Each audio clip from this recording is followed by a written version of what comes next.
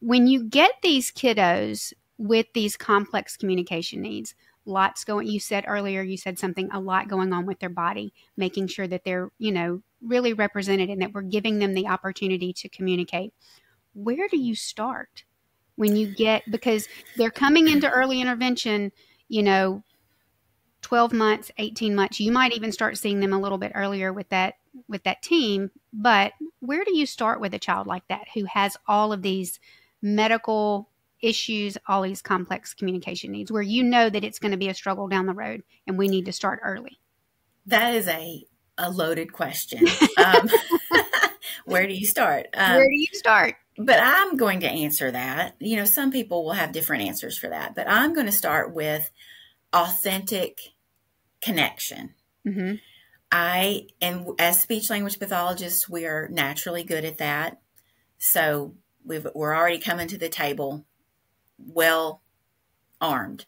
But we need to, especially for those children, and I'm going to say children because I work with children, but okay, adults who have complex needs, we really have to start with authentic connection. We need to find out what their interests are and speak to them that is in a way that is age appropriate.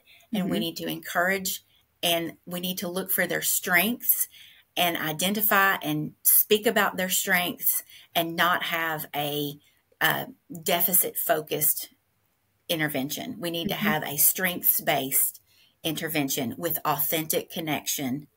I love that. That's the greatest place to start, because when I'm in all my experiences, when that person feels seen, mm-hmm, and for their strengths, but for who they are as a person, it completely starts that interaction and that energy, and that begins that rapport. They are more willing to work through the difficulties that their bodies may have. Right. So it's effortful for a lot of my clients, my kids, to do things. It's effortful maybe for Billy to hit a switch with his mm-hmm, hand because he has cerebral palsy. It's perhaps effortful for my friend Jill to regulate her body because she has mm-hmm, a diagnosis of autism. It's effortful, and I want to make that effort worth it. And I start by really working on authentic connection, and focusing on their strengths, and then finding that true motivation, what's motivating for them.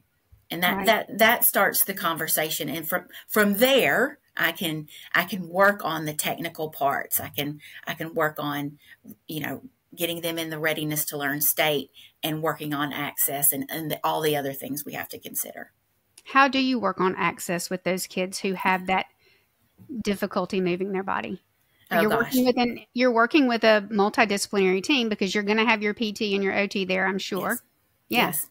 And boy, am I grateful for that team of people.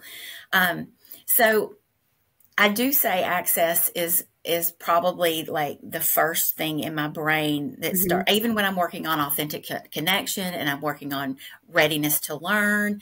I'm really assessing at the same time, how are we going to access? Because I've got folks that use eye gaze. I've got individuals that use a single switch. I've got individuals that use direct access with a finger. Mm-hmm. I've got individuals that use their leg to access a switch to do auditory scanning. Mm-hmm. There is a variety of ways, and I am through that strengths-based intervention, right? And that strength-based focus, yeah. That's right. What are you using? What is easy for you, or easier for you? So that's kind of where I start with access.